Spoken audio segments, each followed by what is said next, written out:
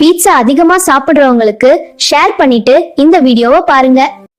நான் தான் பீட்சா, எல்லாரையும் கவர சுவை ராஜா. வெளியே நான் சுவை, ஆனா உள்ளே நான் வேற மாதிரி வேலை செய்ய ஆரம்பிக்கிறேன். பீட்சா பெயர் கேட்கும் போதே நாக்கே தண்ணி ஊறும். ஆனா அந்த ஒரு துண்டு பீட்சா உங்க உடம்புக்குள் போனதும் என்ன நடக்குது தெரியுமா? அதுல இருக்கும் அதிக கொழுப்பு உங்க ரத்தத்துல சர்க்கரை அளவையும் கொழுப்பு அளவையும் திடீர்னு உயர்த்த ஆரம்பிக்கும். நீ இன்னொரு துண்டு சாப்பிடுற போது நான் உன் இதயத்தோட விளையாடுறேன்.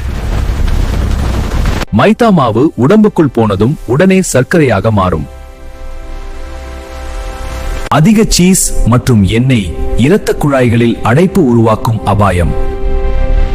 வயிற்று எரிச்சல், அஜீரணம் தரும். இதனால் செரிமான பிரச்சனை ஏற்படும். பீட்சா விஷம் இல்ல, ஆனா அடிக்கடி வந்தா மெதுவான விஷம். சுவைக்கு அடிமையாகாதீர்கள். உடம்புதான் உண்மையான செல்வம்.